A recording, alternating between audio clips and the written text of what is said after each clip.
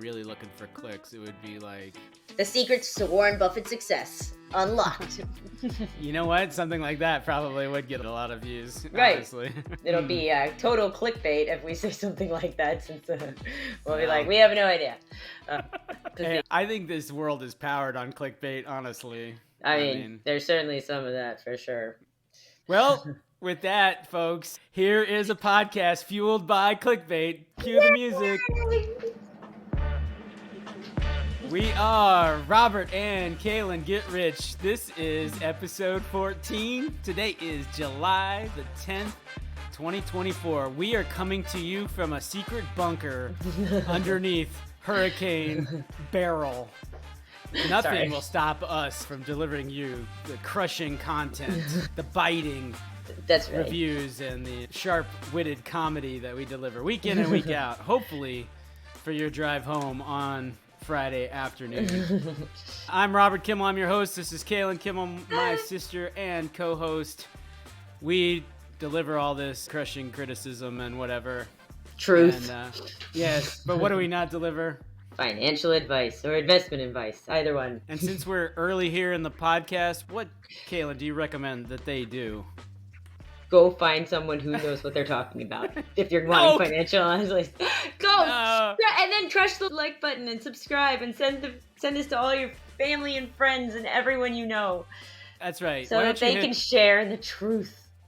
Why don't you hit this subscribe button right here? Can you see my finger? Yeah. I'll do it myself. And then smash that like button. Oh my God. Yes. Well, let us go review the Get Rich portfolio. Every episode, we make a pick for a stock or other investment that we're going to make. Kalyn, the Get Rich portfolio is improving, but still struggling. Our total gain is minus 2%. Considering, though, that we've had a company go under, I think that's pretty good. Well, I think this is an underestimate because I think they just stopped tracking at minus 62%. I think it is, in fact, minus 100%, if you will. I think it is gone as something that our shares represent any value in anymore. I think the share price is something like 11 cents. Yeah, this is chicken soup for the soul.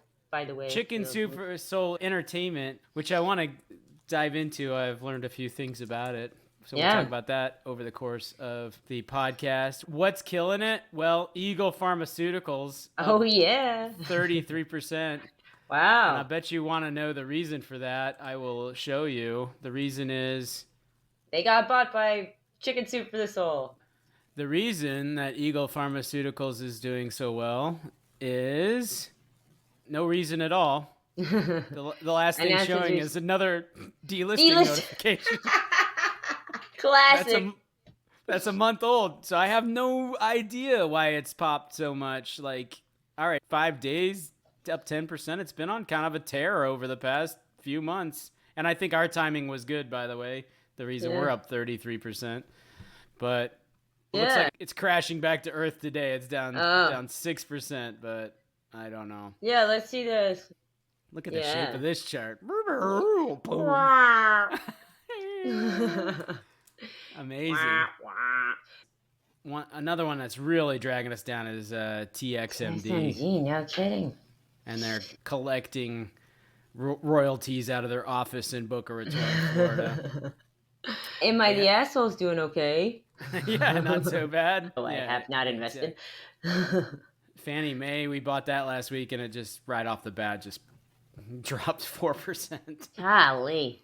But that's a lottery ticket investment that we'll see if it goes good here later this year or even over the course of the next couple of years. Yeah. I'd say the same about Warner Brothers, too. We made that as like a lottery ticket investment. Paramount just announced that they finally got acquired. They finally came to reality that they're not going to be able to hold their own. I'm kind of surprised, actually. I know a lot of people who are Paramount Plus subscribers, which I'm like, no, I won't do it. I'm way too cheap for that. I think it's like the 5th or 6th streaming Yeah. platform or something, but there's no viable path forward if you're the 5th or 6th streaming platform, in my opinion. Let's look at S&P, by contrast, up 5.5%. So we got a lot of work to do. I think if we were a hedge fund, we'd have some pretty significant outflows. I still blame Chicken soup. Yeah, chicken soup, which was going so well. Which I guess we should have known, that since it was like we have no idea why this company would be doing well at all. They're like, maybe we should sell this. Yes, the story with Chicken Soup for the Soul is multi-layered, Kalyn, so I'm excited to share it. So we know that the debt holders won this fight in court. They've knocked off the chief executive, who was Bill Ruhana, as you may recall, and they got rid of him because Bill Ruhana had gotten rid of all the rest of the board of directors, fired them all like a month or two. So I was writing to the wrong people with my application to be CEO, I think. Yeah, it's a real problem. He removed the entire board of directors except for himself. But they hadn't paid payroll in like 2 weeks, and they hadn't paid their salespeople the sales bonuses and stuff like that. They hadn't paid those in like a couple of quarters. Like, yeah, it's a toxic mess. This is an old article. Yeah. But like, let me pull some headlines out of here. When they went public, so the first thing that happened is Bill Ruhana and his wife bought Chicken Soup for the Soul, the books, right? Then they created a set of subsidiaries, and it's the subsidiary that went public, which is weird, right? To have a private holding company and a public subsidiary. But they went public on the back of growing from 1.5 million of revenue to 8 million of revenue in between 2015 and 2016. But it turns out that most of their revenue came from this Boniek Foundation, right? 46% of their revenue in 2016 and 95% in 2015 was from this foundation. I mean, this is some sketchy. The sketchiness continues, Kalyn. In 2017, they bought Popcorn Flicks for $4.9 million. Then they hired a third party to come and evaluate Popcorn Flicks, and the third party determined that they were worth over $30 million. This company that was losing money hand over fist. Right. But they must have had like Bridge on the River Kwai in their library. Then say no more. Say no more. And It's a Beautiful Life, because they were guessing it was worth 25 and then it was worth 31. So they wrote part of their profits for the year 2017 was this write-up of the $5 million of Popcorn Flicks to $31 million. Boom, we made $25 million profit. Then the same thing happens with Screen Media. So they bought them again for about $5 million in this merger agreement. And they, again, had them evaluated and determined that they were worth over $30 million. This sounds like Enron, honestly. Like, hire people to say that we're worth more than... They're going to donate money to us. We'll also buy them. Then everybody will tell everyone that we're worth a whole lot. I don't know. Yeah. It's a lot of smoke and mirrors going on. Keep going. Yeah. Then we got these related party transactions out the yin yang. So, for example, they paid a license fee to the parent company of $5 million. Right, exactly. Yeah, love that. And they've paid management and license fees. To the Ruhahas, right? Yeah, the Ruhana family. They paid the Ruhana's son's consulting firm $100,000. I knew it. And this cat, Ruhana, he had like this history of doing this. So he was CEO of Windstar, who, long story short, went out of business, but had all this scandals around it. And of course, the Ruhanas made millions of dollars. And by the way, their auditor has not done very much auditing of public companies. And all this was before the ridiculous acquisitions of Crackle, Redbox, and basically these guys are running a scam operation. And this is what they do. They buy crappy entertainment stocks, and then they pay a bunch of fees to their parent company, and then they leave investors holding the bag. So, man, this kind of seems like the sort of thing we should have known before we invested in this company. I mean, maybe we should have looked into it. I mean, these were our earlier days. We were younger then, and full of optimism. So where it stands is that investment company, the one who holds the debt, they've named a new board of directors. They're also seeking a short-term operating loan so they can pay the payrolls and keep going. If they can't get this additional money or they can't get the bankruptcy court to approve this loan, then they'll just liquidate. But they're trying to like make it operate, and I think they're basically going to chop it up into bits, sell off the Yeah, pieces, and right. get what Sell they off the can. But pieces that are worth something, which are probably not many of these things. Now I'm trying to think back. We just had a wild hair. We've been talking about them, so because we were like, "Who the hell uses Reddit?" Sorry, Redbox. I think pretty much our entire portfolio is full of wild hairs, Kalyn. So Well, sure, yes, that's true. That's true. But that one was like, it's so funny that this happens to be owned by the same company. We were like, why would you buy Redbox during the pandemic? Like, Redbox has been over. Like, that ship sailed ages ago. As additional piece of my research, I did listen to a podcast. You know, the Verge family of podcasts. Well, Verge Forward, the host interviewed Bill Ruhana, and his case was this is like the cheapest format. So for low income, you know, there's still a lot of people that haven't transitioned off of DVDs, and you can get a Redbox DVD for $3 or whatever. And then B, he's put together all these different platforms, and because they're right at the consumer point, they know the trends faster than anybody. And then also physical media, by the way, there's certain people who won't watch a James Bond movie without it being on Blu-ray. But it's all like, I don't know. Does this all add up? I'm sure that same person who's like, oh, I can only watch this movie if I can see it in the best possible quality. So while I'm outside of Kroger, I'll see if they happen to have it. And I want to be super cheap about it. You know, like, I think that the person who's like, I'm obsessed with the quality of this film. I need it to be crystal clear, projected on my big movie theater in my house, but I will not spend more than $3 per day. He gave the parallel examples. There was a big swing to Kindle, and then people came back to paper. And then in music, there's digital music, but there's a resurgence of vinyl. Now, those are probably still, especially vinyl, tiny percentage of the market. There are people, I know of people who are all vinyl obsessed and stuff, but that's pretty niche.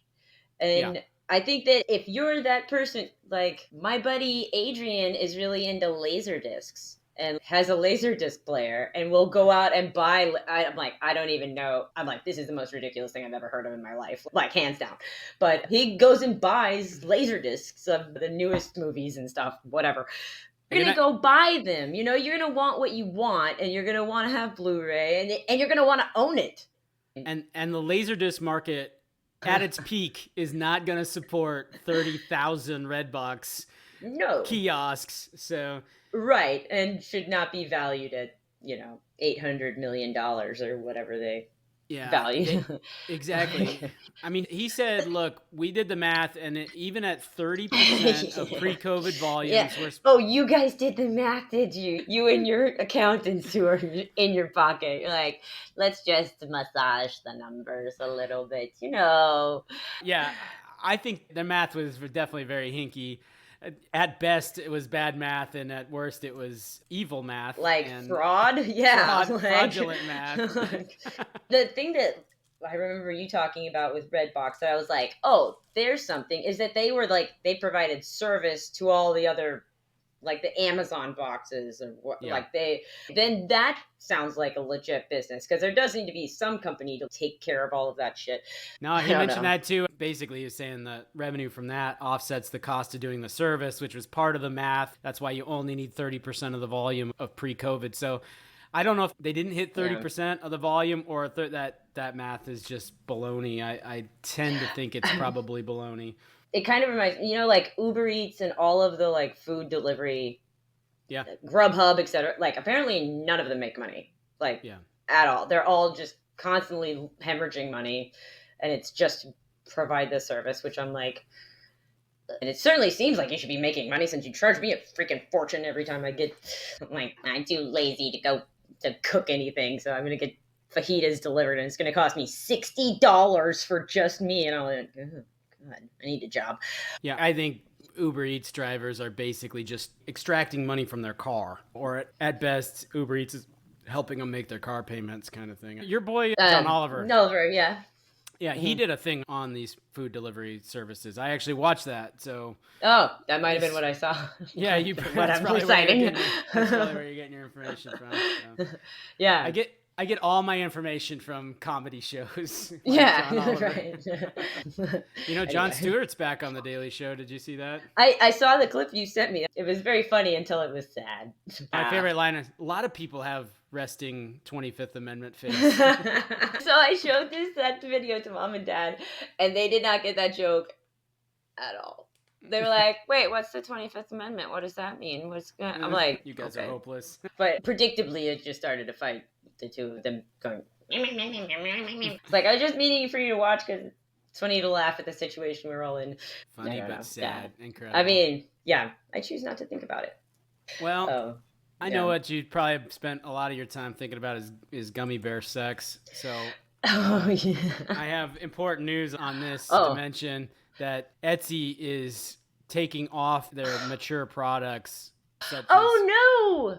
That's really too bad because they like have such fun banana hammocks that are like knitted. It'll be like a pickle, like going, but for your wiener.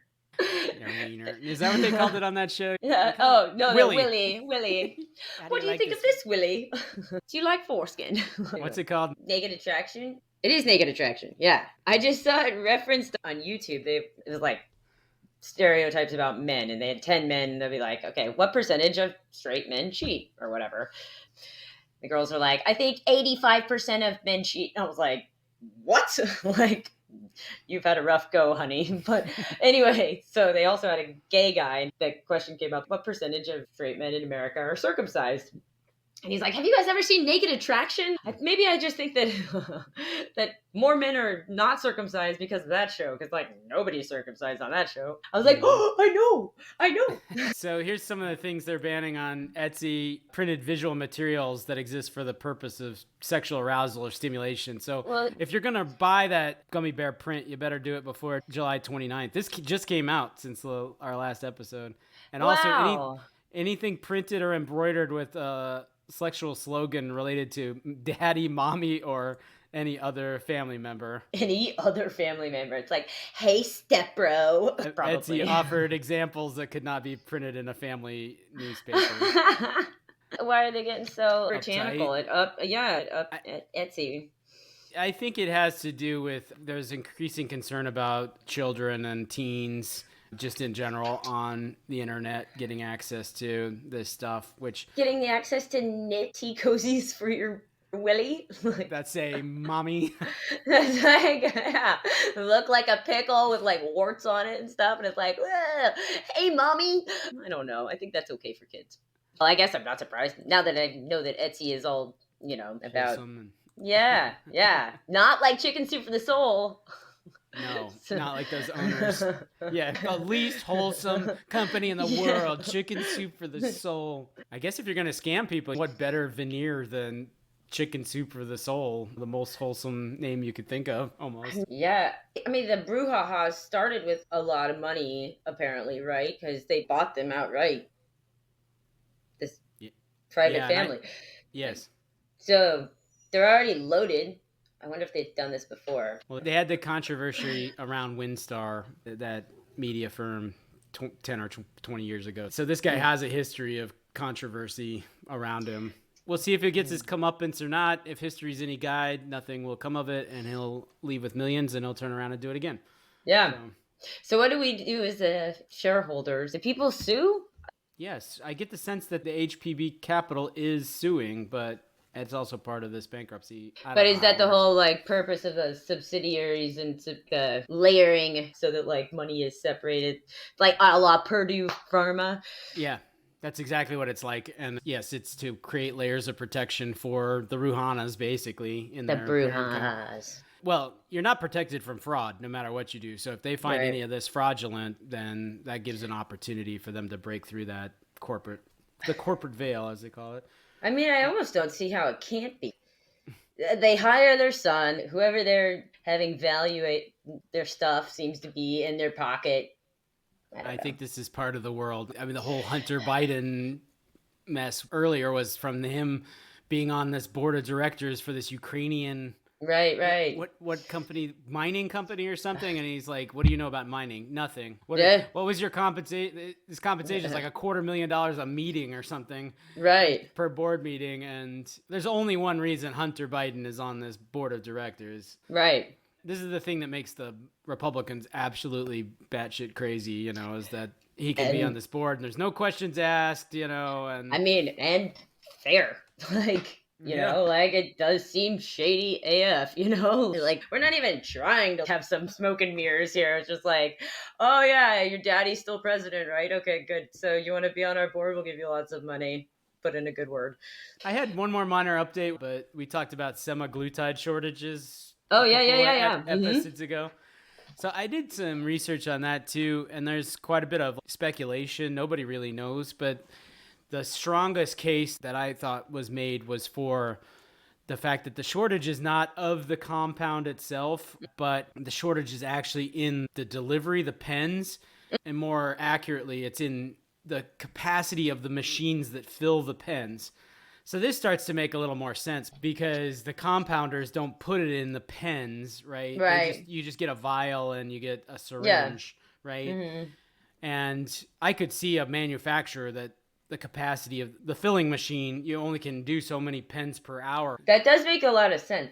There were the Adderall shortages that definitely, this does not explain that because that's just a tablet. I guess again, they got pill machines and bottle filling machines. Yeah, but I mean, pill machines, that is nothing special. Go open your medicine cabinet. All of those come from some sort of press. I mean, the cartels can do it, right? I mean, they managed to make like ecstasy tablets and stuff. And Adderall, it could be because it's a controlled substance of amphetamines, and so it may be different. Compounders may not be able to make that or something. I get the sense this compounding industry is just a total sketch industry altogether. It's like not as regulated, or it's regulated by a different part of the government. It's like this is all really weird.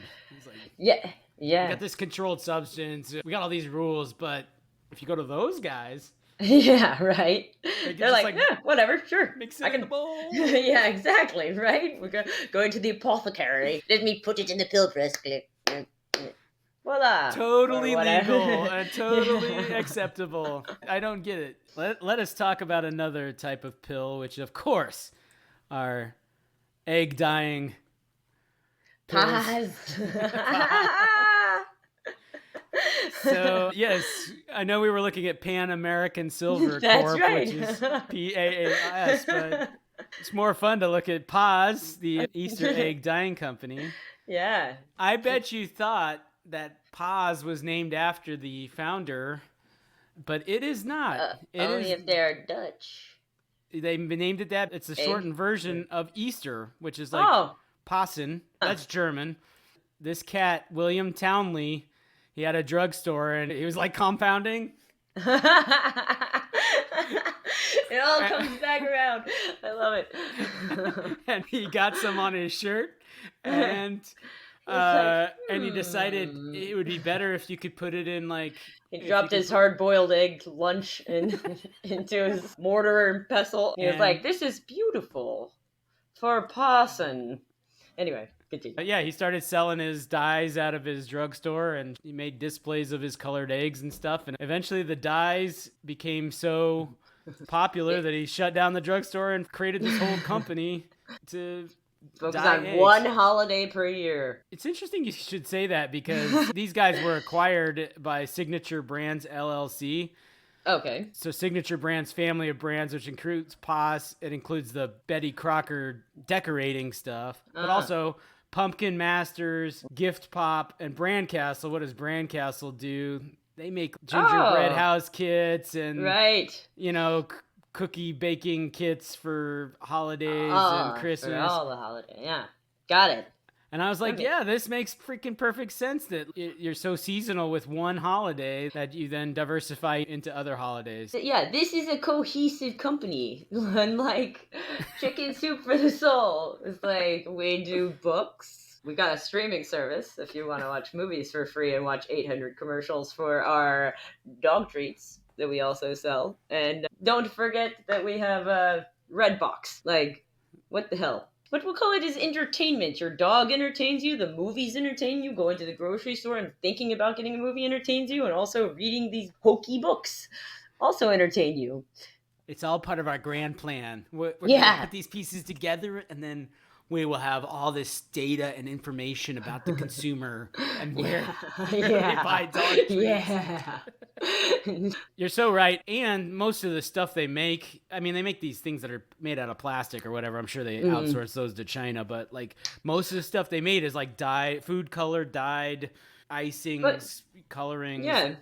And I'm sure you walk into the same buyer to sell Christmas cookie decorating kits as pumpkin carving kits. So it's even beyond the manufacturer of the stuff. This is all grocery store stuff. Like, they've got these core values, I'm sure, that cross across all: integrity, respect, grit, curiosity, and courage. Yeah, we're courageous. So I'm kind of surprised that they own part of Betty Crocker. Well, here's their history. They were founded and they made the Cake Mate product starting in 1951, and then they were purchased by General Mills, which is how they got the Betty Crocker brand. Right. And then they were spun out and they were purchased by Schwartauer. Now Hero AG. Yeah. And then they formed the Strategic Parties Unite, Signature Brands, and McCormick Spices. And that was formed in 96. Then they acquired PAAS from Schering Plough, the drug maker. So So actually, PAAS in like 1950 was sold to Plough, who then became Schering Plough. So closing the loop on the drug. Yeah. And actually, I was reading some of these historical stories, and evidently when they sold PAAS, it was written up in the newspaper like Newark's losing another one of its brands and part of the character of the city and all this. Newark? I mean, Newark's really scratching for anything. Well, they are now, but evidently back in the 50s. Yeah, they were like, really what? We're going to be the hub of drug importation if we don't have PAAS here. Like, I mean, because that's the only thing we've got going for us is PAAS. Yes. Like, an iconic American brand, PAAS. I mean, that's a legit brand. Everybody knows who they are, right? Yeah. Sure, but I would never associate them with Newark specifically. I mean, fair enough. Whatever. Yeah. Okay, so the joint venture is with dissolved. McCormick. Yeah, 10 years in, we're like, this is not working out, McCormick. And Pumpkin Master brand is purchased. Yeah. Then we purchased the popcorn business from Houston Harvest. And then Traub. Yeah, Traub. So like everything else, they're private equity backed now. Anyway. No, they look like they have a fun, courageous, grit-filled team. Oh, yeah. For sure. Oh, wait, Look, see how much fun they have? They are courageous. Look at that integrity. You know what they all are? Is white. Yeah, they sure are. Mostly women. Oh, here's their whole team. Let's see. See if there's any minorities. Oh, there are. In the front row. They're like, get her in the front. Get her in the front. Get her in the front. I'm sure a lot of these guys have Hispanic heritage if they're out of Ocala, Florida, but I mean, I don't know about a lot of these guys, but some of these guys. Some of these guys, anyway. There's a lot of Caucasians working at PAAS. It's the Schronsteiger, the influence of the Schronsteiger. We only hire some white people. Anyway, back to PAAS. I gotta hand it to PAAS. Like, they are not sitting on their laurels. They are innovating. You know, they've got the ombre dippers. Yeah, so you can have it fade. This thing looks pretty awesome to me. The pendulum. That kind of reminds me of some of there's like a lot of paint pouring. Like, that's kind of a trendy thing in the arts and craftsy world. They got these color whip and tie-dye. Unicorn color whip. I know. Yeah, now you're speaking your language, Kalyn. Yeah, I'm like, whoa, slow down. This one, unicorn with wings, unicorn Pegasus eggs. We gotta buy this. No mouths. I want it. I mean, like I said, I gotta hand it to them there. Yeah, they are coming up with a lot of different products that are all kind of the same product with just slight variant. I can totally see the a little boy not being interested in doing the unicorn thing, but being very interested in doing the dinosaur one. So then you got the family buying 2 kits. And to your earlier point, like all of this is like cohesive, and they're continuing to innovate on the product. Yeah. And then they got experiments on their website, you know. That's fun. Walking, look at this. Walking water. Oh my God. I'm on board with these guys. I think Signature Brands is doing a good job. Like, I will say, you go over to Pinterest. Knowing like super like crafty moms, I wouldn't be amazed if they don't have like tons of people posting at them like all the time, you know, with like, right. I use PAAS to make these like crazy beautiful eggs. Well, Bonnie Marianne decided everybody in her, she just like wants to, she wants everybody to know about it. This looks fun. Somebody said this looks fun. Oh yeah, this does look fun. Look how fun this is. There was a whole string of comments where people were not pleased that they had removed the cross sticker from the kit. I think that's fair. It's for Easter. Like, we can't separate too far from like religion with this one, because it is the high holiday of Christianity. The most important holiday, I guess. I think it's fair to say. One company that I'm very impressed with right now, they've pulled me back in. I was ready to wash my hands of them, and now I'm ready to be a proselytize for them. Anyway, is Sonicare, the toothbrush company. Okay. Yeah. So I've been really annoyed because I have gotten a good Sonicare, and multiple times now, some screw has come loose in there, and it rattles so loud, I cannot deal with it, right? And so I decided to write them a strongly worded letter, but instead they sent me to their like, oh, I didn't check your warranty. And I was like, I mean, okay, I have no idea when I bought it. I don't have the receipt. I have nothing. I've never registered or anything. I filled out a form, and they sent me a new toothbrush like that, and have no questions. Like, wow. And it's a better version than the one that I had. So I'm like, I'm in love with you. You're my favorite company ever now. So anyway, yeah, no questions asked. Like, I got it within 2 days. That is, Sonicare is part of Philips. Yes. Which I think is the Dutch conglomerate giant. Yeah. I would have never guessed that this would have been so easy. I thought I was going to at least have to send them in the old one. They told me that I was probably going to have to do that so they could like do R&D on my old toothbrush. I'm like, have at it, learn what you can. We're going to send this to the Dutch guys in the white lab coats. Exactly. And they're going to be like, What do you think, Heinz? Let's put this under the microscope. How could such a thing happen to this toothbrush? We do the best Dutch accent. Yeah, totally. It's not mean-spirited at all. We send this to the R&D department and get under this right away. Yeah. Wilhelm, what are you doing? We need to be investigating this toothbrush. How on earth could we let this happen? We must preserve the integrity of the brand. Yeah. I've been so busy celebrating Passen with my PAAS eggs. I knew you'd be distracted by Passen. Well, I have this problem. The crosses are no longer in the kit. Gott in Himmel! Gott in That's what I remember Melanie saying whenever her parents were driving down the wrong way down one-way street. She's like, links, Papa, links, Gott in Himmel. So that's... Diese Frau! Yes, that's what it's like in the R&D labs at Philips. Wilhelm, links! Passen is over! Gott in Himmel! Gott in Himmel! Dieser Mann! Why is there this rattling in this toothbrush? Yeah. So that's the company that I think we should invest in this week. All right, Philips. All right, like, fingers crossed. Like, maybe we can get somebody from Philips Deutschland to like do an interview, and we can just be like, just talk, just say things like in the most German way you can. Yes, exactly. Do you have anyone who's working at like a factory? Like, I want someone who hardly speaks English. And then we'll go to their Italian center, and they'll be like, Mamma mia! Oh, these are toothbrushes. Oh no! What am I gonna do? Hey Mario!